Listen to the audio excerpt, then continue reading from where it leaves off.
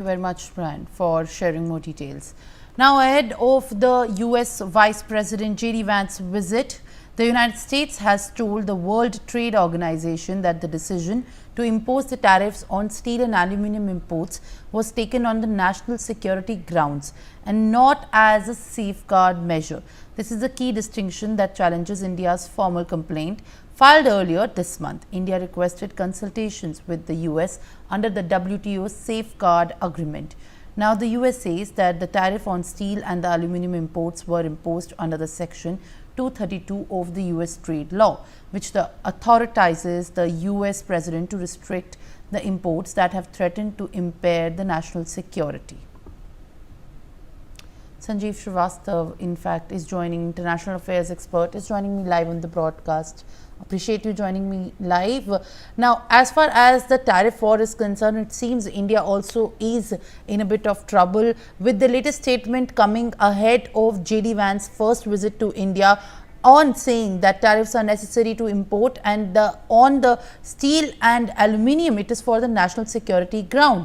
What do you make of this, and how would this potentially be impacting India? Well, these are very highly protectionist measures which the United States of America and Trump administration is taking, which is not, in my assessment, is not going to do any good to the global economy, and also it is not going to be doing any kind of good for India-US economic partnership, and India is also obviously negatively impacted by this kind of tariff imposition on steel and aluminium, and that is why India had approached to WTO, and India had requested that this kind of consultation should be done under a safeguard agreement, the 25% this tariff which they imposed, Trump administration imposed on steel and aluminium. So I think these are the various issues which are being flagged by India too. Though we are taking a very patient measures, and we have adopted a very balanced approach thus far with regard to our negotiations with the United States of America. We have not done any kind of such things which could be called as retaliatory, etc.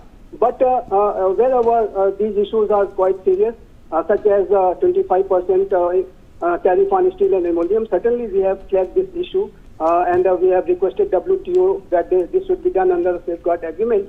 But if the United States of America is saying that they have done as national security measures, then I would say again that these are highly protectionist measures. I mean, in my assessment, such measures were not required, and our international economy is already facing a lot of serious challenges.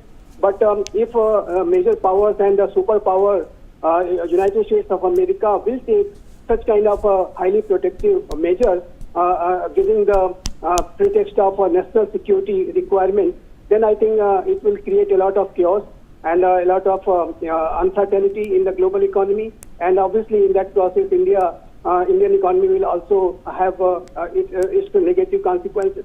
So I think whatever India is doing, we are taking steps based on wisdom, prudence, and but at the same time, and obviously we are keeping our national interest on top while negotiating with the United States of America. As you know that we are negotiating a trade deal with them at this point of time, and that is likely to be concluded sometime soon.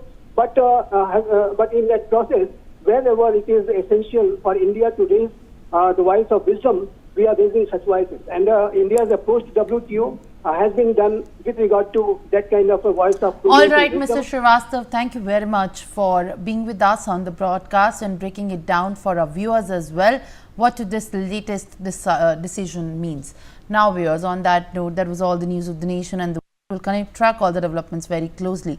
Till then, stay with us.